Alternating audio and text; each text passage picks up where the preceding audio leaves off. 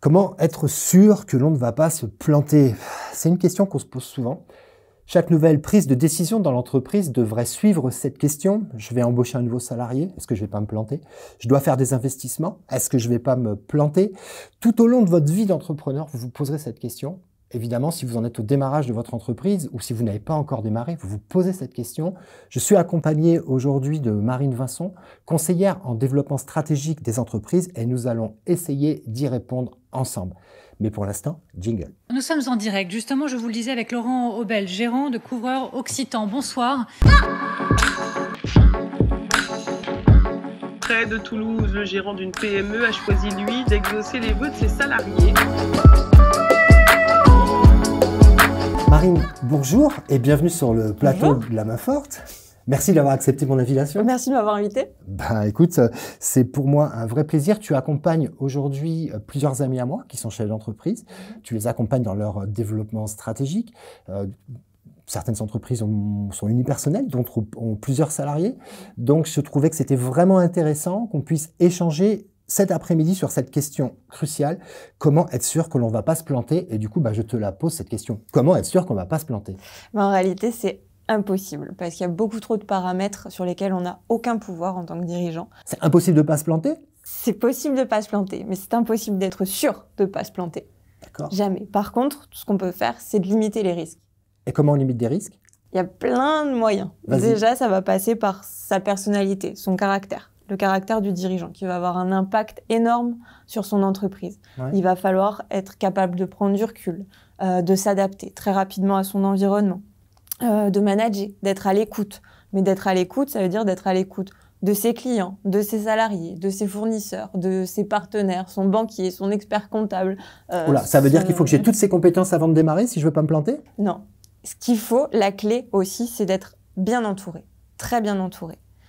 Oui, mais enfin, moi je viens du milieu de l'artisanat. Quand j'ai démarré, j'étais tout seul. Là, beaucoup d'artisans démarrent, ils sont accompagnés souvent par leur conjoint. Monsieur va sur les chantiers, madame s'occupe des papiers. Quels conseils on peut leur donner? Parce qu'ils sont entourés, ils ont que ce qu'ils ont. Comment est-ce qu'ils peuvent faire pour être bien entourés? C'est déjà un bon début, parce que quand tu t'es lancé, tu as eu le soutien de ta compagne, de ta famille. C'est vrai. Rien que ça, c'est hyper important. Parce qu'il n'y a rien de pire que de se lancer, bon là on parle de lancement d'activité, et d'avoir tous les vents contre soi, parce que tu vas pas y arriver. Oui, mais bon, c'est compliqué, tu vas payer des impôts, t'as pas les compétences, t'as pas ci, t'as pas... Enfin, tout ce qui fait qu'on est un bon chef d'entreprise. Et à partir du moment où on a des entraves, rien que de par son environnement proche, c'est hyper difficile. Ou alors, il faut être un vrai battant et avoir une force de caractère surhumaine. Oui, parce que effectivement, tu dis que c'est important, bien sûr, d'avoir le soutien de son environnement, de sa cellule familiale. Personnellement, je l'ai eu. Mais quelquefois, si on n'est pas soutenu, peut-être aussi que ça nous donne encore plus envie de réussir. Si on est contre vents et marées, que tout le monde dit que c'est impossible pour nous, peut-être que ça peut encore plus nous motiver. Tu as vu déjà peut-être ce genre de cas de figure de gens qui étaient seuls ou globalement, dans ton entourage, les gens que tu accompagnes sont plutôt soutenus par leur environnement? La plupart du temps, les personnes que j'accompagne sont quand même très soutenues, mais ça arrive souvent qu'il y ait quelques doutes. Notamment quand il y a une situation familiale avec des enfants, par exemple. Parce que forcément, on a plus de responsabilités que quand on est célibataire, et puis que les risques, c'est que pour soi, et puis advienne que pourra, entre guillemets. Donc, il vaut mieux se monter quand on est célibataire que quand on a une famille? Non, c'est juste qu'il y a moins d'entraves, on va dire. Donc, il y a moins de risques. C'est tout le thème de l'émission d'aujourd'hui. Oui, comment être sûr qu'on ne va pas se planter? Parce qu'on sait qu'effectivement, certaines personnes qui écoutent et qui regardent cette émission, ils ont des responsabilités familiales et ils aimeraient... Bien sûr. Ils n'ont pas le choix. Ils n'ont pas le choix que de ne pas se planter. Donc, premier conseil, tu le disais, c'est son environnement. Qu'est-ce qu'on peut mettre comme chance de notre côté pour être sûr de ne pas se planter au départ? C'est aussi faire le point sur ses compétences. Parce qu'en général, quand on se lance, on a des compétences techniques, on connaît son métier, la plupart du temps. Oui, c'est vrai. Et du coup, déjà, on gagne une certaine légitimité. Mais il faut se poser la question jusqu'où ma légitimité va aller. C'est-à-dire? Envers qui je vais être légitime. Ouais. Est-ce que je vais être légitime envers mes clients? Est-ce que j'ai les compétences techniques pour? Mais les compétences envers les clients, c'est pas juste du technique. Ça va être aussi du service. Ça va être, j'arrive sur mon chantier, j'ai une tenue impeccable, j'ai un langage impeccable. Des éléments comme ça, de façon à ce que tout mon service autour de ma prestation soit parfait? Est-ce que sur ça, je vais être légitime, par exemple? Donc, tu es en train de me dire que si demain j'ai un bon savoir-faire technique, ça suffit pas. Il va falloir peut-être que je travaille mon attitude, ma présentation, ma posture de chef d'entreprise pour que mon client, il ait envie de me faire confiance à moi en tant qu'être humain avant de faire confiance peut-être à l'ouvrier ou au technicien. Bien sûr, parce que déjà, le premier commercial de l'entreprise, ça va être le dirigeant. Donc, si on a des difficultés à avoir confiance en le dirigeant, ça va être d'autant plus délicat, automatiquement. Et surtout dans le lancement, une entreprise qui est juste créée, elle n'a pas forcément fait ses armes, on n'a pas forcément des avis sur Google, des choses comme ça, pour voir que, elle tient la route. Donc, du coup, ça va forcément passer par la posture du dirigeant. Sauf que tant qu'il n'a pas fait la presta, on ne sait pas s'il est réellement compétent. On espère. Alors comment il fait? Il se jette à l'eau, il verra bien? Ça, c'est pas idéal parce que quand on veut être sûr de pas se planter, ça se trouve, on n'est pas bon du tout. Est-ce que dans ces cas-là, il vaut mieux se faire accompagner, avoir un regard extérieur peut-être? C'est toujours mieux, d'avoir un regard extérieur. Parce que souvent, ça se voit. Quand on va pas être bon commercialement ou si on sait pas bien s'exprimer ou si on a du mal à se mettre en avant ou se mettre en avant, c'est peut-être pas important, mais de mettre en avant ce qu'on sait faire. Donc, dans ces cas-là, peut-être il faut se faire accompagner. Qu'est-ce qu'on peut donner comme conseil pour se faire accompagner? Quels sont il y a quoi? Il y a la chambre des métiers qui peut nous accompagner. Il y a qui peut nous accompagner? Il va y avoir la chambre des métiers. On va avoir un expert comptable, mais il aura surtout l'aspect financier. On va avoir, son entourage, mais comme je disais tout à l'heure, on va avoir aussi tous les fournisseurs parce qu'en général, ils connaissent bien le secteur. Ils ont affaire à des concurrents aussi, donc ils savent ce qui se fait, ce qui ne se fait pas.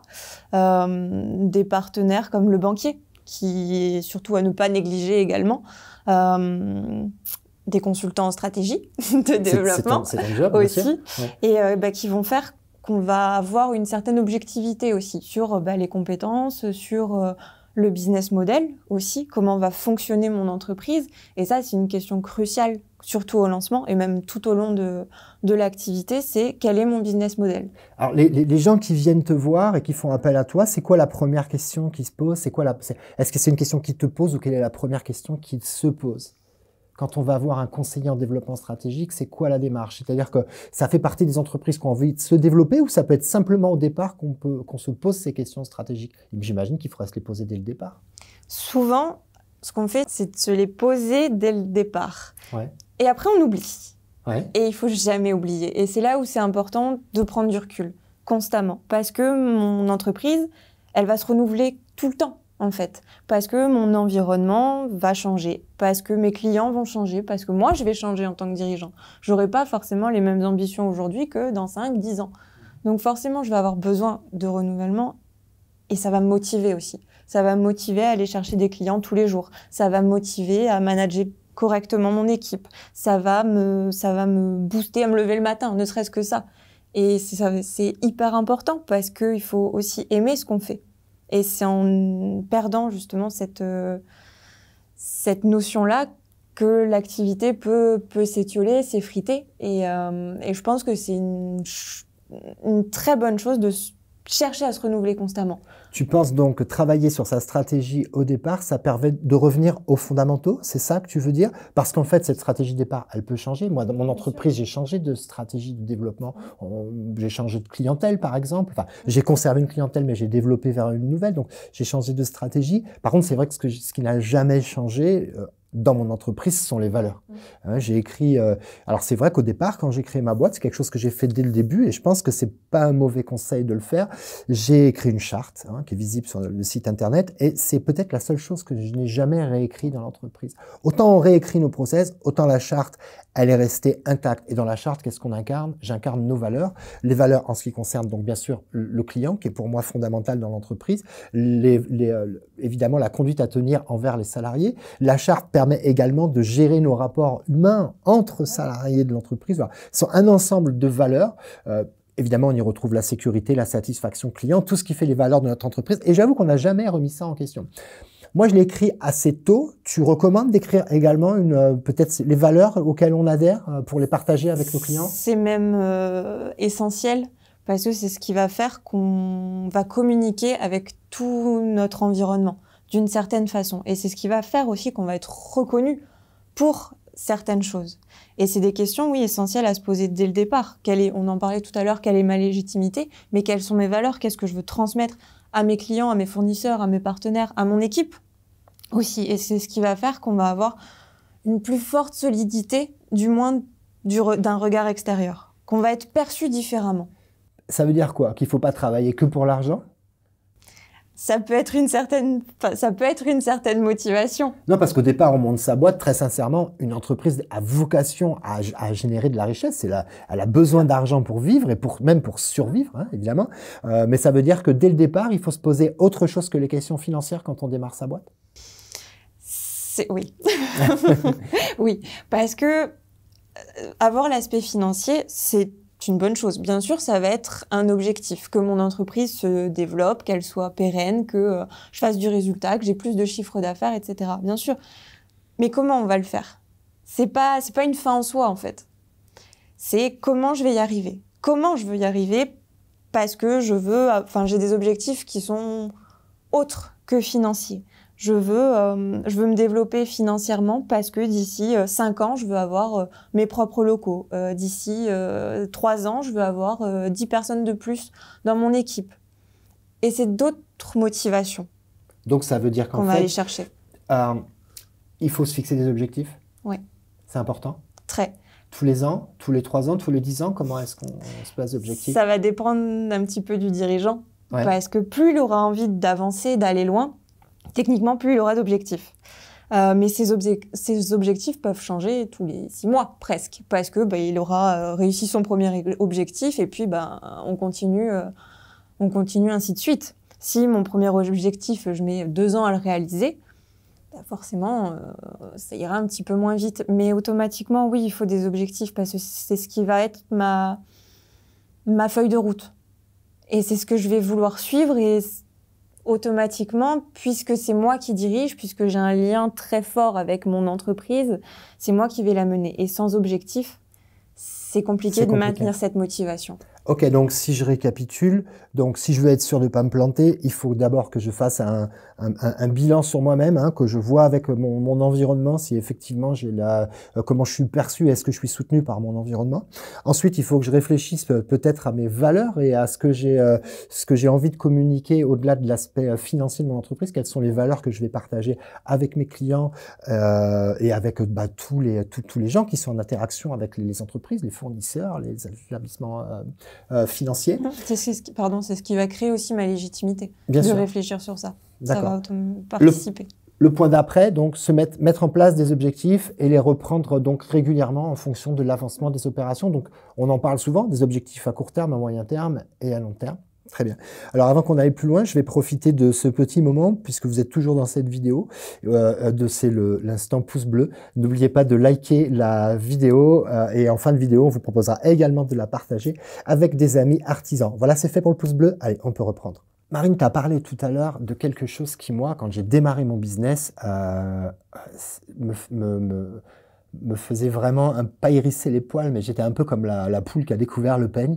C'était le business model. On me disait, ouais, Laurent, il faut que tu bosses sur ton business model. C'est quoi ton business model? Et tu as fait un business model et tu es là, tu regardes, tu fais, attendez, moi les gars, je suis couvreur.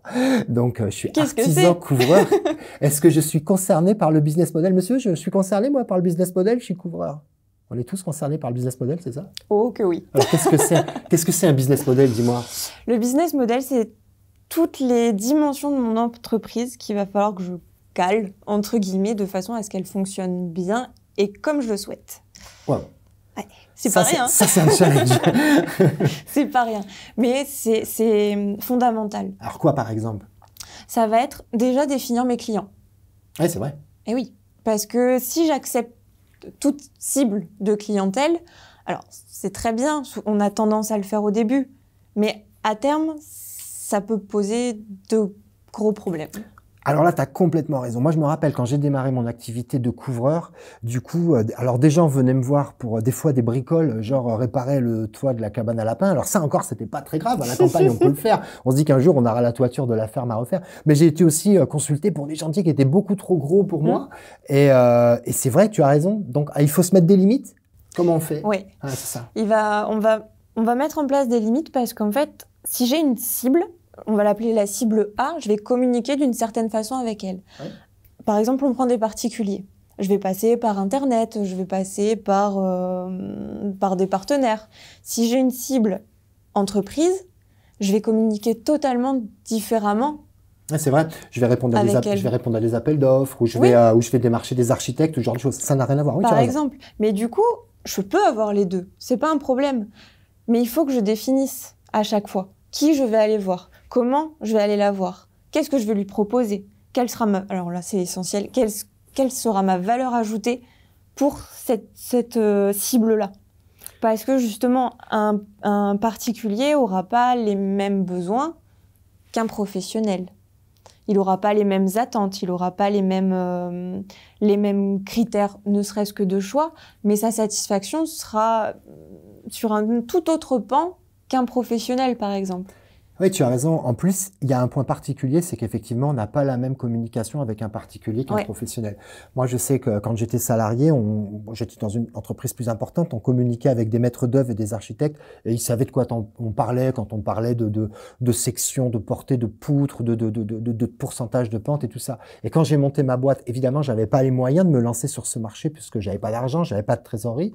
Je suis allé sur le marché du particulier et je me suis rendu compte qu'ils n'y connaissaient rien. Et j'étais très déstabilisé parce que j'ai dû communiquer à des gens qui n'y connaissaient absolument rien. Donc, j'ai dû changer mon discours et m'adapter à eux. Et en fait, j'ai appris en fait à parler en ce qu'on appelle aujourd'hui, j'ai appris que c'était le bénéfice client, mais vraiment à parler en bénéfice client, c'est-à-dire que écouter quels étaient leurs besoins et répondre à leurs besoins. Et très rarement, je rentre dans la technique parce qu'en fait, le particulier, il veut pas connaître la technique. Moi, demain, j'achète une voiture, je veux la clé, je veux que ça marche. Je cherche pas à savoir si la courroie de distribution, elle entraîne les soupapes du machin, des pistons. Je suis pas au courant, ça m'intéresse pas. Donc, effectivement, tu as raison. Donc, premier élément du business model, c'est déterminer quelles sont mes cibles. Quelles sont ces cibles en fonction de peut-être de nos compétences, mais aussi de nos moyens. Parce que il faut pas les mêmes moyens quand on s'attaque sur le marché du professionnel et qu'on veut refaire la toiture de la préfecture que s'il faut refaire la toiture de chez Monsieur et Madame Martin. Enfin, même chose pour la plomberie ou l'électricité. Je parle, on est chez les artisans. Bon, moi, j'avais pas du tout les moyens à l'époque de m'attaquer à des gros chantiers. Donc, c'est ça les critères dont il faut tenir compte quand on fait son business model. Par exemple, oui, parce que bien sûr, il faut rester réaliste. Je peux avoir une vision très, très, très optimiste. Par exemple, je suis tout seul, je vais m'attaquer à la préfecture. C'est très bien, c'est une très belle ambition, il faut en avoir. Mais ça risque de prendre un petit peu de temps. Mais ce qu'il y a de bien avec mon business model, c'est qu'il va évoluer constamment. C'est que d'ici 3 ans, justement, je peux le revoir. D'ici 3 ans, j'aurai une équipe sur qui compter, j'aurai du matériel adéquat pour ce type de chantier. Et là, je pourrais l'attaquer. Alors, tu sais, on a un problème, les artisans, quand on démarre, c'est souvent quand on monte sa boîte et qu'on se lance, on n'a pas de boulot.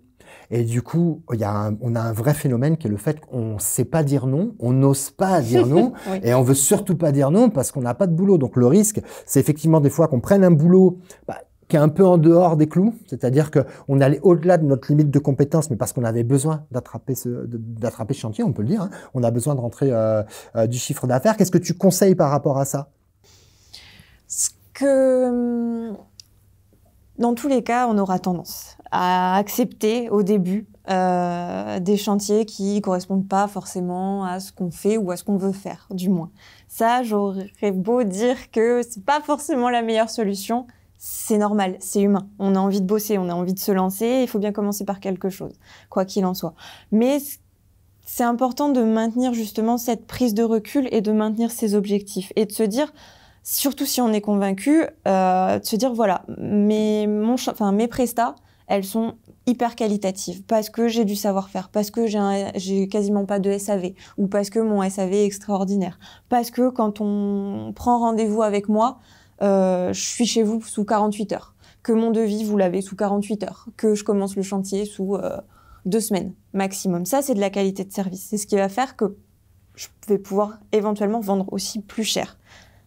Tu penses que parce qu'évidemment, quand on démarre sa boîte, hein, là encore, c'est le vécu qui parle. Moi, quand j'ai commencé, je pensais que pour avoir des chantiers, il fallait que je sois moins cher que mes concurrents. Je me suis dit, si je suis moins cher, les gens ils vont travailler avec moi forcément puisque je suis moins cher. Mais ça c'est l'esprit du consommateur qui parle. C'est pas forcément l'esprit du client. C'est pas forcément une généralité aujourd'hui. Les gens vont pas systématiquement vers le moins cher. Donc Tu penses que dès qu'on démarre, on doit être sensibilisé au fait d'apporter plus de services pour vendre plus cher ses prestations? Oui, très honnêtement, oui. Surtout quand on est sur de l'artisanat. Parce qu'on a quand même une grosse valeur ajoutée. Et il faut se poser cette question en amont. Qu'est-ce que je vais apporter à mes clients? Qu'est-ce qui va faire qu'ils vont faire appel à moi, pas aux concurrents d'en face? Qu'est-ce que je vais leur apporter en plus? Et à quel problème et besoin je vais répondre? Donc ça peut être, oui, j'ai une fuite chez moi, bon, je peux pas le faire tout seul, donc, enfin encore moins toute seule, ça c'est sûr. Qui je vais appeler? Donc oui, bon là j'ai pas tellement le choix. Mais pourquoi je vais appeler Monsieur X et pas Monsieur Y? Parce que il a peut-être un site internet qui me plaît, puis il a une présence en ligne, puis il a des avis.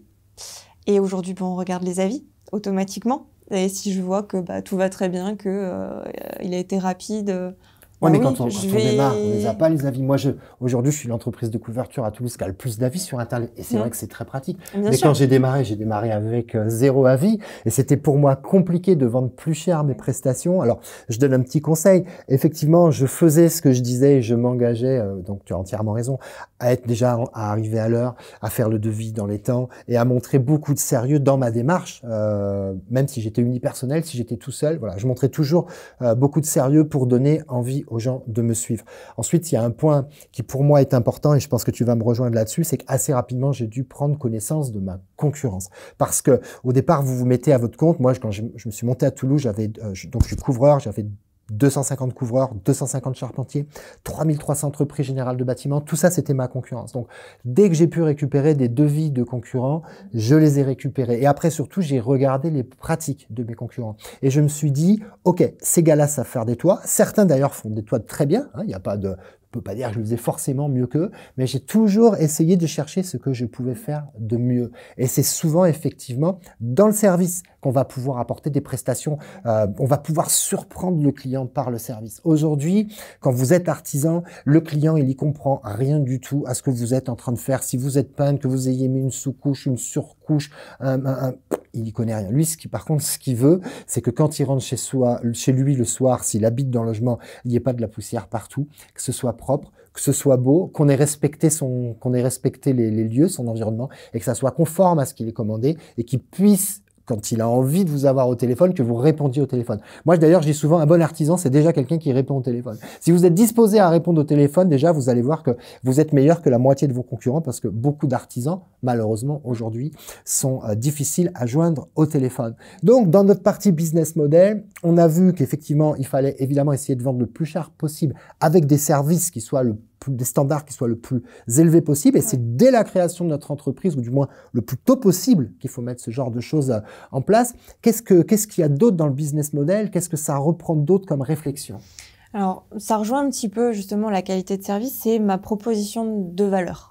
Qu'est-ce que je vais apporter en plus? Alors, c'est pas forcément avoir le prix le plus haut, parce que forcément, on a aussi un environnement.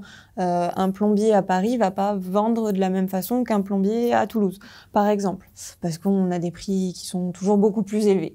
Donc, il faut quand même avoir conscience de son environnement, mais qu'est-ce que je vais apporter en plus sur mon environnement, mon micro-environnement, on va dire. On va avoir ça, on va se poser la question comment je vais communiquer. Donc, comment je vais communiquer avec mes particuliers, comment je vais communiquer avec les professionnels, par quels moyens.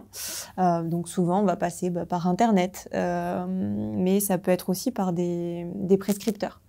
Et ça, c'est très bien au démarrage aussi. C'est un sujet qui est très vaste et qui va faire l'objet d'une vidéo. Alors peut-être si vous la regardez, elle est déjà en ligne. Au moment où je tourne cette vidéo, elle n'est pas encore en ligne, qui va être sur le thème de comment trouver des clients. Et comment trouver des clients en permanence. Effectivement, on abordera ça dans cette vidéo. Marine, j'ai une question à te poser. Très souvent, moi au début, je confondais ce qu'était le business model et le business plan. Alors c'est quoi la différence entre un business model et un business plan? Je suis sûr qu'on te l'a déjà fait celle-là parce que nous, quand on est artisan, on ne sait pas trop. On croit que c'est la même chose. Donc le business model, on a parlé. Un business plan, qu'est-ce que c'est?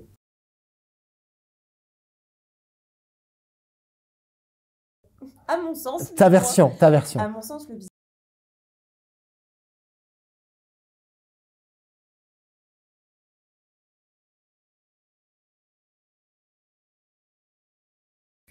Ouais. Qu'on va... Ah, donc il va y avoir des chiffres là-dedans, non? C'est ça? Il va y avoir des chiffres. Donc en fait, le business plan, voilà, c'est ce qui se rapproche du prévisionnel. Donc évidemment, on en parlera dans d'autres vidéos. C'est pas le sujet d'ici, mais il est vrai que si on veut être sûr de pas se planter, on a quand même intérêt à faire un bon prévisionnel. Oui. D'accord. Oui, Pour faire un prévisionnel aujourd'hui, je sais qu'on a beaucoup de moyens d'être aidé. On peut être aidé dans le pilotage de son entreprise. La base du pilotage, c'est effectivement le prévisionnel. Vous pouvez aussi aller trouver des conseils à la Chambre des métiers et de l'artisanat. On va vous aider. Les fédérations comme la CAPEB et la FFB vont également pouvoir vous accompagner. Ça fait partie de leur mission au départ, de vous aider à faire un prévisionnel. Ça peut être également quelque chose qui peut être fait par votre expert comptable. Normalement, c'est pas dans sa lettre de mission, mais si vous démarrez dans votre entreprise, votre expert comptable vous fera un prévisionnel. Alors, j'adore les experts comptables, j'ai rien contre eux, mais je pense pas que ce soit la personne la plus adaptée à faire un prévisionnel parce que pour moi, ils ont un petit peu des... Je vais me faire défoncer par les experts comptables, moi. Mais je devrais arrêter là. Non, mais pour moi, eux, c'est très chiffré. Ils ont des... je pense qu'il y a une autre réflexion qui doit aller derrière le prévisionnel. Mais en tout cas, un expert comptable, ça, c'est faire un prévisionnel. Et évidemment, on peut pas aller à la banque si on n'a pas un prévisionnel. Ça aide toujours. Ça aide toujours le prévisionnel. Voilà, quand vous n'avez pas de bilan à fournir, voilà, vous faites effectivement un prévisionnel. Je pense qu'on a vu pas mal de choses. Est-ce que tu vois quelque chose à rajouter sur comment être sûr qu'on va pas se planter, à part du fait qu'on n'est jamais sûr de rien, évidemment. C'est un sujet très très vaste, donc on pourra en avoir pendant des heures. Mais je pense que pour aujourd'hui, on est déjà pas mal. Ok, très bien.